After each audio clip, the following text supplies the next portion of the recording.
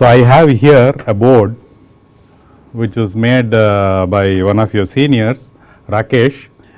He made it specially for you people to test it and see that everything works, so that you do not spend lot of time in debugging the board, which component and all those things. It is on a general purpose board. You guys still do not know how to make a PCB, you have not yet gone through that course. So, therefore, use the general purpose board, but you have to do a neat job of it. So, you have a reference board here, a working reference board, so that you do not have to struggle. Initially, we thought that we will do a PCB and give the PCB to you. So, you just populate and then this one, but then the learning will not be as much as you would actually make the routing by yourself on a general purpose board. Okay. So, that extra trouble is for the extra learning. So, please do that. So, the plant that we will be considering will be for the entire duration of the course. All the controller algorithm will be on the plant that I am about to describe. This is, of course, I am going to put it in symbolic form. This is a motor, DC motor, and it has a shaft. So, this is the electrical terminals, and this port here is the mechanical terminals or the mechanical port as a shaft. So, torque and omega can be felt there. So, let us take the electrical side. So, as you start going in through the windings of the motor, as you start going in through that, you will see an inductor, some inductive storage, because there is a coil wound on a magnetic, this one, which we call LEA, and because there is copper and it is a conductor, there is going to be some resistance, we call it as the armature resistance RA. So, basically on the electrical side you have these three major components: RA, armature resistance; LA, which is the armature inductance, we can call it LA; then gyrator, which actually transfers or transforms the electrical energy to mechanical form. Okay. We need to apply some voltage. So, we will call that one as the armature voltage. It is a DC machine. So, you are giving DC voltage to the armature. This will result in a current IA, and again that is a DC current for a particular direction, and this current will develop the torque and cause the shaft to rotate. So, this we will of course see the modeling of that also later, but for now we are only describing the plant. I want you to know what all things go into your entire system. So, then we will also have a duplicate of the machine, okay, operating in reverse, that is in the generating mode. So, if this is the motor, a duplicate of that placed coupled to that same shaft will be acting as a generator, so that you may load, so that you may conduct your experiments, loading experiments. Okay. So, which means that there will be a voltage developed across this electrical terminal, again this is the mechanical terminal, electrical terminal, and we need to have an electrical resistor, electrical load resistor, and that you can vary. One method is you vary the electrical load resistor to get various loading actions. So, that will be reflected onto the shaft, and that will get reflected onto the electrical side here, and finally it will get reflected as increase or decrease in power drawn from the supply, from the armature supply. Now, what comes here? Battery. So, there will be a chopper. Okay.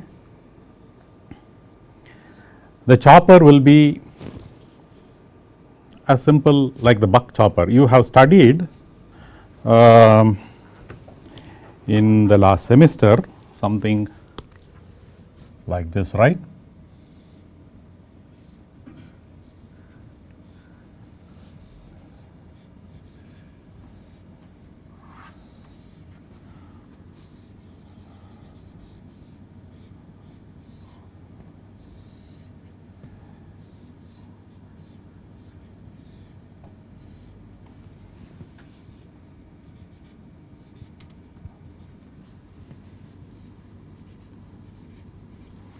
You have studied this, right? What is this? This is a buck converter, buck DC-DC converter. So, to this we will remove this portion, the output filter portion and the load portion is removed. This is only the switching portion, the switcher alone is retained. So, that is why it is called a chopper, and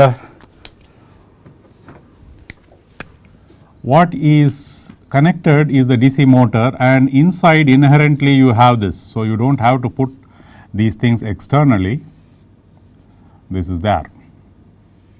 So, the moment you take a DC motor, the DC motor terminals are here.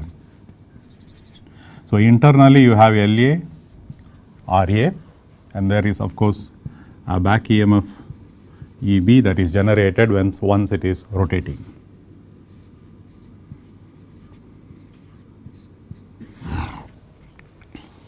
So, the chopper essentially will consist of this, but not only this, it will have the gate drives for that and all those things. But it will not be just a plain chopper, a unidirectional chopper like this. Most of the time it will be, okay, I will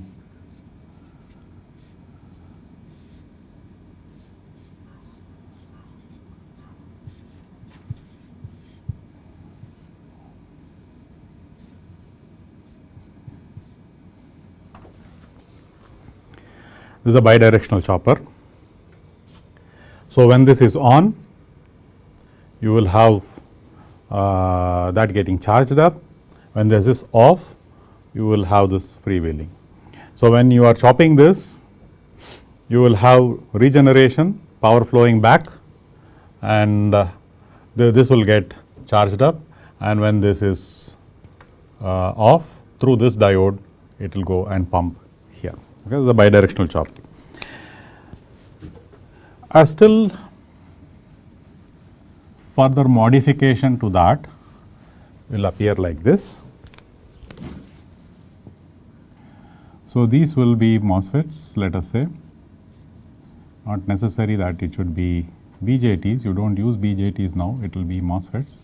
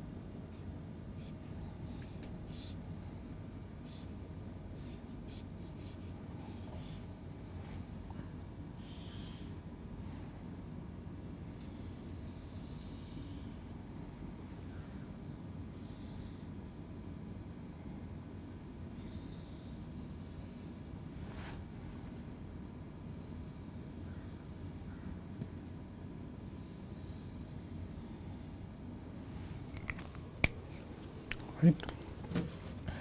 So, the terminals get connected in this fashion.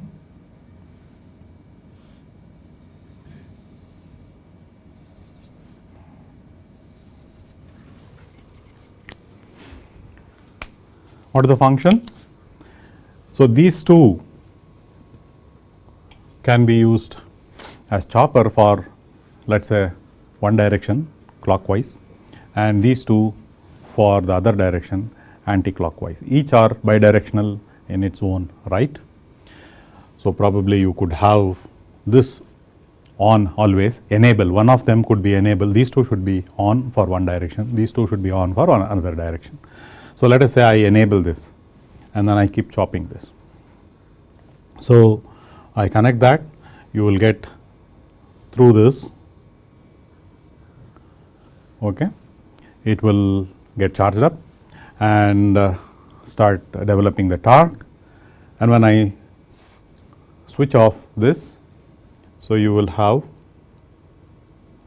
the freewheeling path which goes in this path, right. Likewise for the reverse direction. So, this is a H bridge chopper. So, the chopper there will be like this, so that you have added complexity. You will have gate drive, protection, all those things, and signals coming from.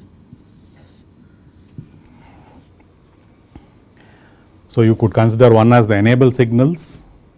This would be enable, direction clockwise or anti-clockwise enable, direction other direction, the opposite direction enable. This will be the chopping signal D. So, either you could give pulse signal proportional to D either here or here depending upon the direction. Okay. So, this is basically what you should be. So, the input to the motor won't be a DC, it will be a pulsed. So, what VA you will see here will be pulsed. It will be of this fashion.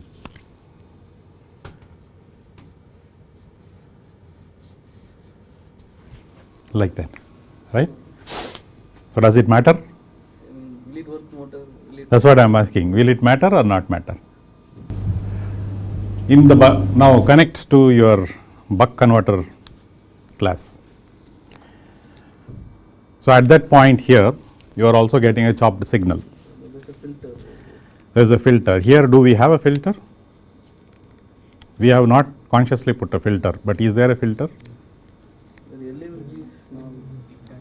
So, you have LA, RA, mechanical time constant of the motor, all those things come into the picture, be reflected. They are all a filter, huge filter, bigger filter than you have for your buck converter. You are switching this at a very high frequency of its microsecond period, whereas all these time constants, the time constant of the electrical time constant will be in the milliseconds, the mechanical time constants will be in the seconds. So, you do not have to put externally a filter. So, if you probe for the current here, so the current will be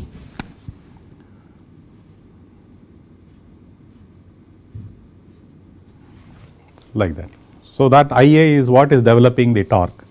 So, the torque will have IA structure nature if you keep flux constant, and that is rotating the heavy inertia of the machine. So, the speed, will the speed have like that? So, it will be more or less. So, that is why you do not normally put a filter of this one.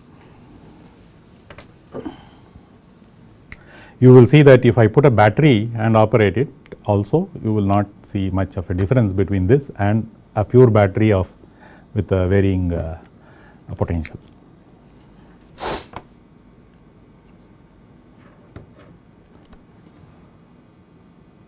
So, where do we get the input for the chopper? So, we have a DC link, okay. We will name that as VDD, okay. So, we have an electrolytic capacitor there. Where will you get this potential? VDD, we will take it from the mains. So, if you are taking it from the mains is AC, so you should have a rectifier. So, this is a rectifier capacitor filter, okay.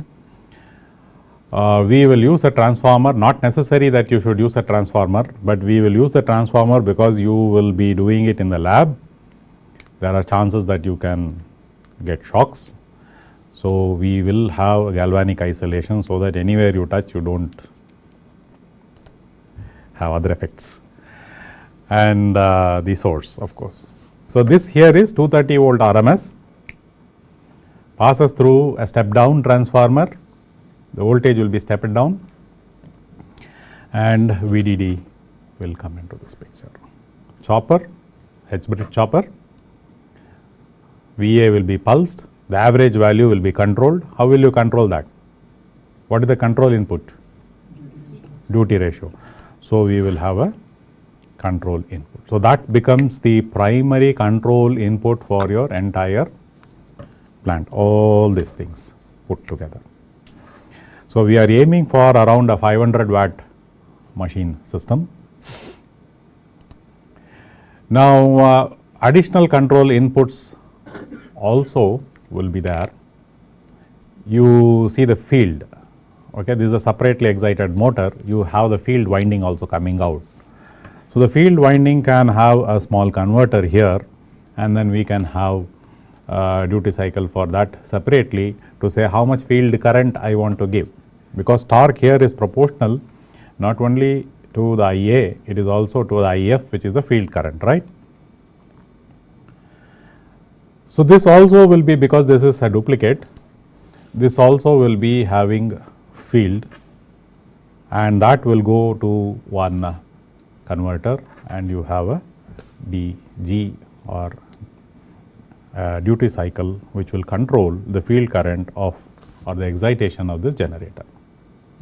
So, this is the system, open loop system. Actually, you have 3 control inputs here, but primarily we will use this. What we will do, we will set it at one value and leave it. We will set this also at one value and leave it, so that we are keeping flux constant here and flux constant here. Later, if you want to do field weakening, or if you want to go to high speeds, you can go into field weakening region by using this control input also. Okay. You could also use this here to do loading thing. See, this we are using this whole setup here for loading this motor, right. You could change the value of this load resistance here, and then also bring about a loading effect. On the other hand, you could keep this fixed. This is low power electronics, it is only field current and in low power electronics here. You could change the duty cycle here, change the field current here. So, what gets induced here will get affected, right, and thereby you can have loading effect, virtual loading effect, without changing this, just by changing here. So, that also is possible. So, we will see how you want to do the loading. In fact, this will be helpful if, especially if you want to do step change. So, step change you can't synchronize your manual reaction times will come in. You can't do by manual, you will have to do external trigger and all those things. This will become very nice. You just give from an IO port whatever load change as a step. So, this will come in here as a step change in duty cycle, and then you have a step change in the load. Very nicely you can visualize on the scope. Okay. So, that way it will be helpful. But anyway, for the initial portions of the class where you are not doing load change, you could keep this constant, and if you are doing gradual load change, you could use a rheostat here and gradually vary them. So, both possibilities are there. So, this is the open loop plant. Now, controller. So, this controller, this is where your microprocessor or the microcontroller will reside. Okay. The plan is to use the Atmel's Atmega 328P processor initially, so that you get, it is a very simple processor, and you also get it in dual inline package, so that you can use it as a through hole component, okay, and easy for debugging. Okay. I will show you the board, test board here. Rakesh is here, so if I miss out, he will be able to help me on that. So, this board, what should it comprise of? Feedback. Okay. What are you feeding back? What are you sensing? You are sensing the armature voltage here. Of course, that is pulsed, right. So, you have to do some processing to get VA. So, to get one thing is you could directly sense it and process it externally and get it. Other way is to sense here. So, instead of VA we can make it VDD. Duty cycle I am going to give as an input to the system, which is output of the controller. So, I have that value. So, VDD I can sense, and into D will give me VA. So, that is the better way to do, but I have put it symbolically VA here because we want to know the armature voltage, but in actual implementation you sense VDD. Duty cycle is internal to the controller, you have the value inside, multiply it and get the VA value. Sir, in actual circuit, VDD would generally be constant. I mean to say rectifier Will be in DC. that particular sense. This will be DC, Yeah, fixed DC. Fixed DC would be there. VA is a changed value. But we know the D, so why to take VA as that particular, I mean as a feedback. If we know D and VDD, we can calculate the VA. VDA is feedback, means feedback sensed signals. You will use it for other purposes. I will tell you. This is not actually going to the controller. Okay. D is what you will use. Okay, but for other purposes, other measurements, you have to calculate RA. You will have to do all those calculations. No? So you need to have the value of VA, even though it is not a state variable. Okay. IA is a state variable, omega is a state variable. This actually you will be using it in the closed loop feedback. Okay. This you are feeding back for measurement purposes. See, you have to identify the parameters of this, right? How will I find out the parameters of this? Of course, you could do it manually on the table. Then every time you change the motor, every time you change the machine, you will have to do it manually. You will have to take it out, do that. So, the approach is that we want to see that it is self-commissioning. So, therefore, if that parameter is there, if VA is there inside, so that is why we normally take that. Okay. So, IA, omega, all those. So, IA is sensed on the terminals using a Hall sensor. Okay, it is not as a small shunt resistance measurement of the voltage across the resistance, small resistance that disturbs the overall operating point. So, we do not want to introduce anything in series. So, we go for Hall effect sensing, okay, and omega is obtained by an incremental encoder. VA and IA are analog signals, whereas omega is a digital signal. It is coming as the output of an incremental encoder, so there will be pulses. So, you have to give this to a IO port, whereas these two you will have to process it and give it to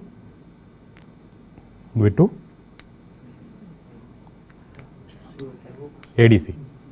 It will go through one of the ADC channels. Okay. So, the output of the controller, something like this. Primary output will be D, and D which becomes the input, control input to the plant. Okay. DM and DG can also be considered as control input to the plant, depending upon if you want to do field weakening and other aspects. So, this also should be taken from the controller. So, the controller will give you control signals only, signal values, no power involved there. So, once it comes inside here, all the power is in this region, okay, power flow.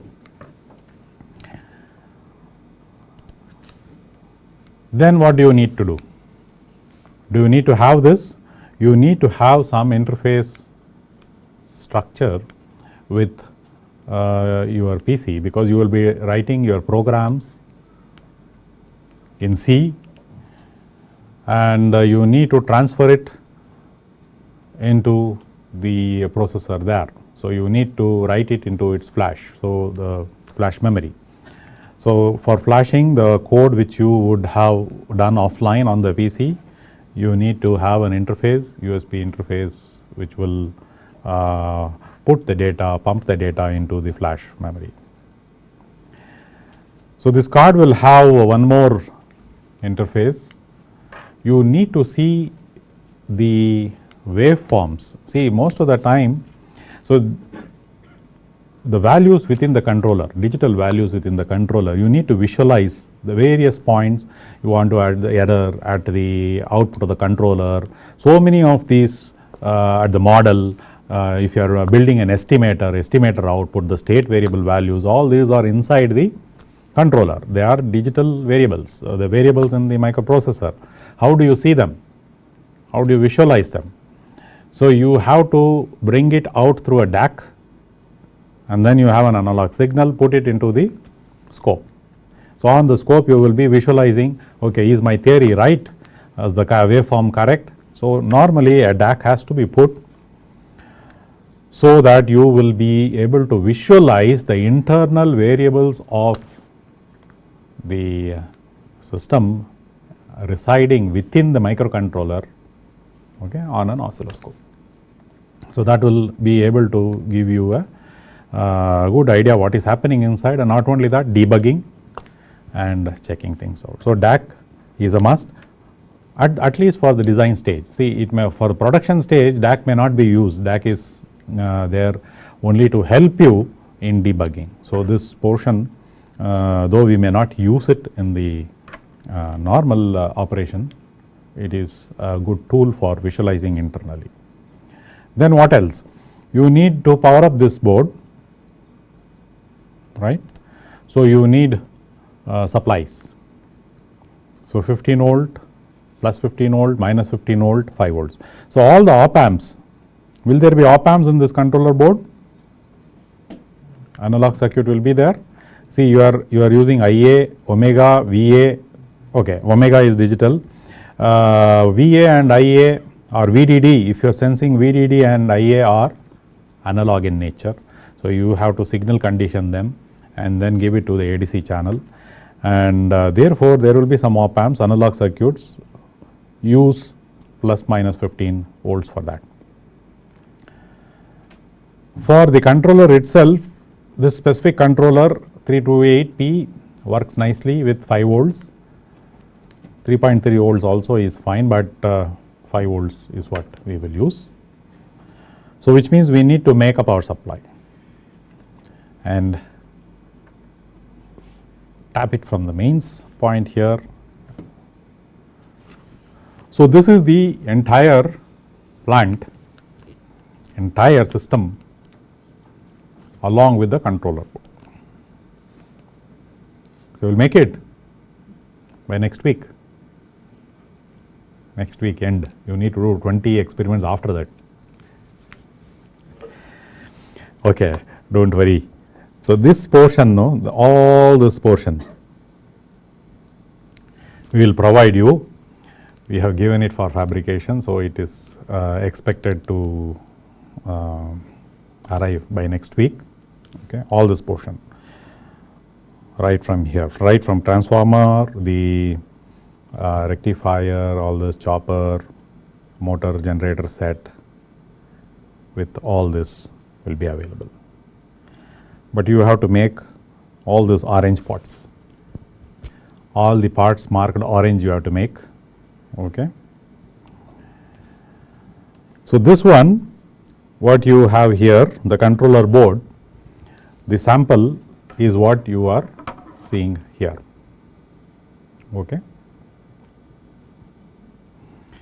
This is a single euro, 100 centimeter by 160 centimeter, and this is available. This card, we will give you the plain card, not the mounted one. Okay. So you will use the components available in the Power Lab. You can take the components and try to, you just have a look at it, but you see the wiring in the back. This is a general purpose board. Okay. So Rakesh is quite experienced in this type of routing. Okay. Don't ask him to do it. You have to do it yourself. So there will be some marks for neatness also. Let's see that board a bit closer rather than seeing it. Now you see this. this part here. This is the Atmega 328.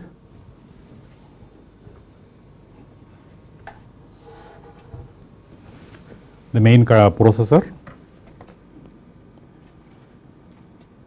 Now here is the DAC and of course op amps. Now here is something. You will not use it in the main function.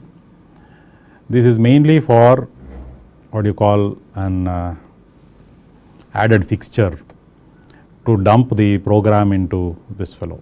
So it is actually a programmer. So this portion, no, this portion.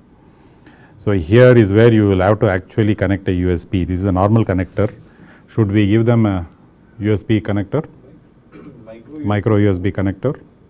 That board, okay. We will have a micro USB so that you could use your normal charger connector to connect it. So after you develop your program on the PC or the laptop, you will use this to dump it into this. Okay. Then after that, it is running, the flashed program is running here. This is again another component which will not be used in the normal control loop, but this is used mainly for display of the waveforms of the variables which are internal to this guy, right. So these op amps are for analog filter, analog sensing. This is a 2-channel DAC, so which means 2 channels you can see. So dual channel scope you can use. Okay. I will also show you the back side. See how neatly he has done this. Okay, general purpose board. Neatly you will have to plan, place the components properly, give some thought to it, and it should look like a printed PCB board, right. Now there is this portion, right, this portion. There is a local power supply, is a 5-volt regulator 7805, but we will not use this here. We will use separately another board for the power supply. So keep that power supply along with you for the entire duration of the semester, so that you can do the experiment, because we need, this is just only a 5 volts, this here is 5 volts. I think the op amps are also running with 5 volts, right. Plus minus 15, that is also coming plus minus 15 we have to input. here. Okay, then we will input all plus minus 15 and 5 volts, let it come through a connector. We need not put just one regulator here. Okay, so the slight modification will be like this.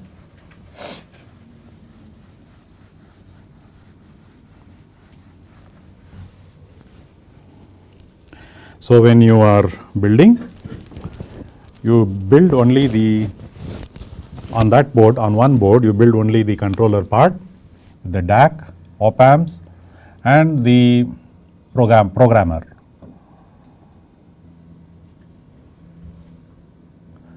So for the power supply, let us have another small transformer.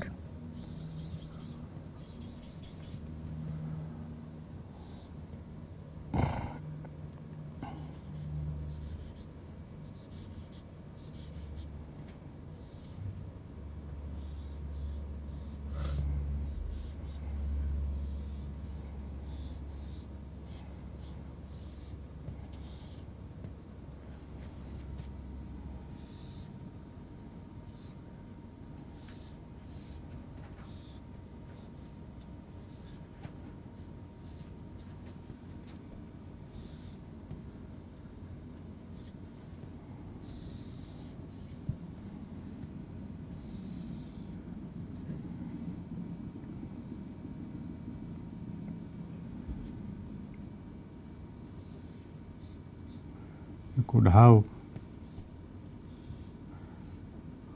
high frequency rejection and then have one reverse protection diode. So, like this you duplicate. So, this will be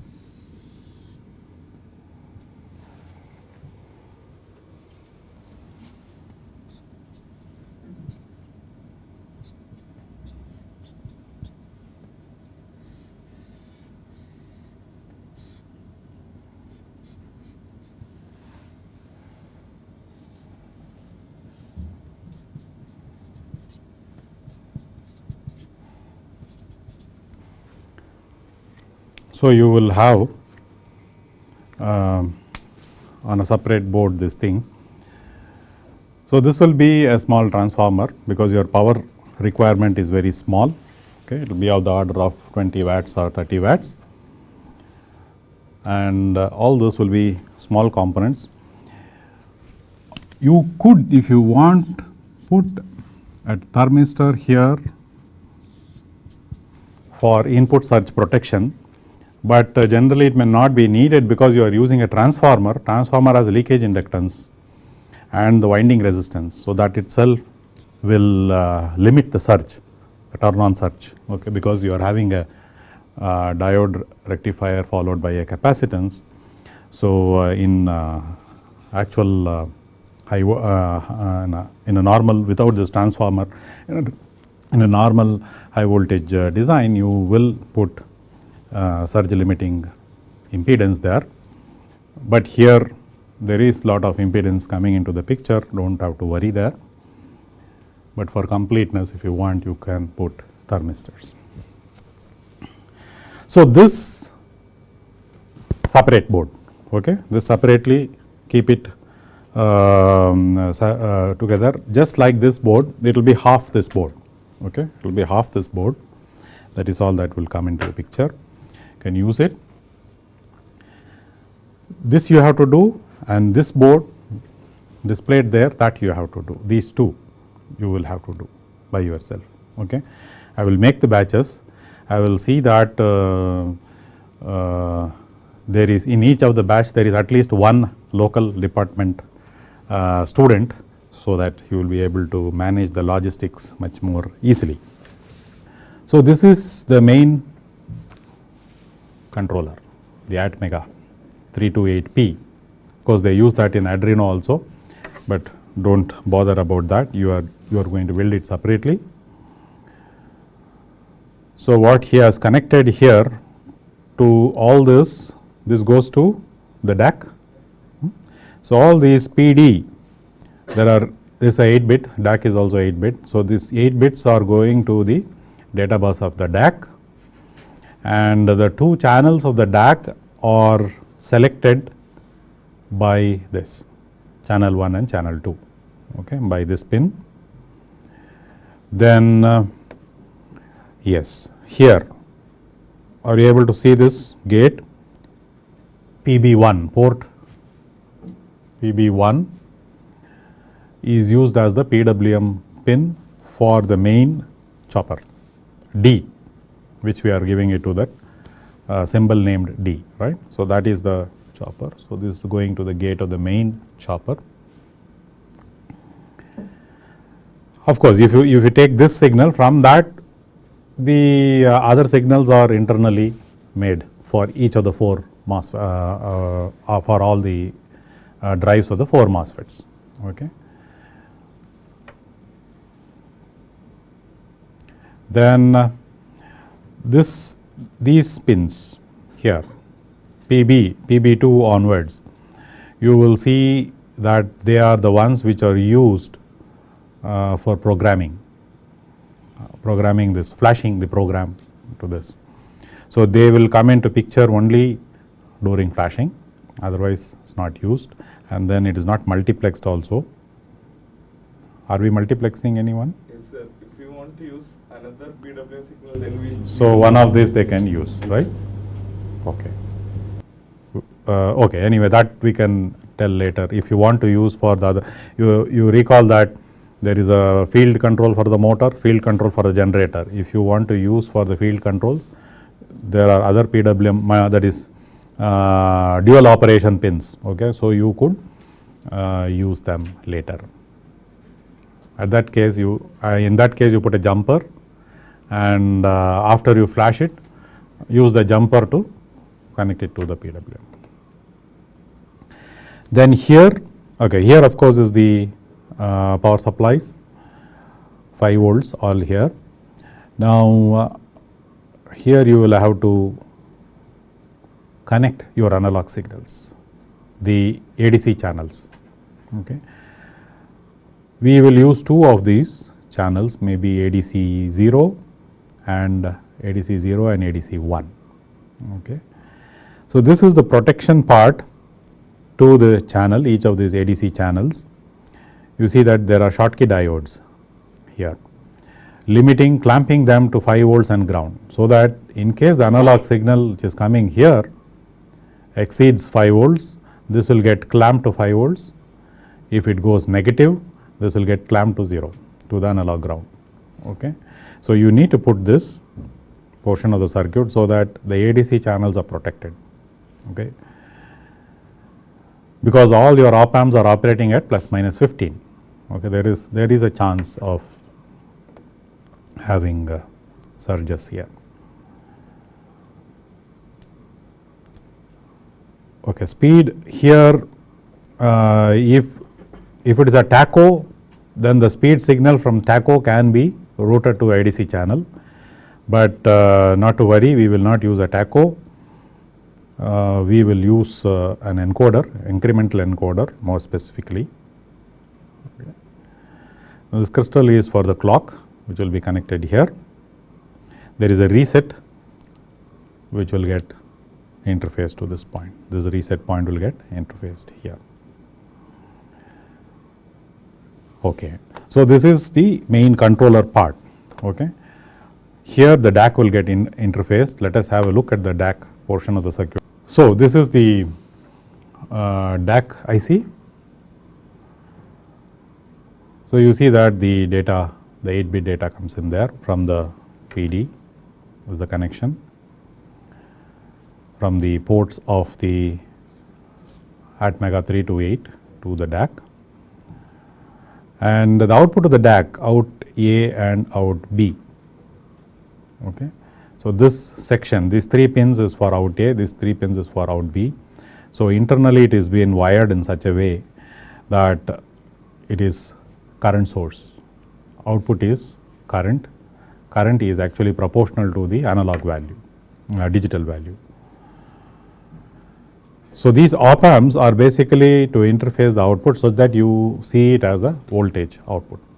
So, the current is fed in, it is a filter, and then it is inverted, and then you see the output at this point. So, this is what will come on to the connectors, and this is what you will actually see on the oscilloscope.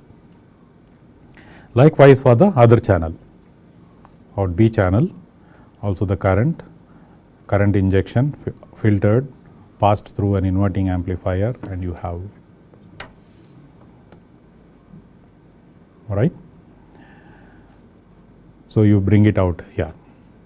Then programming.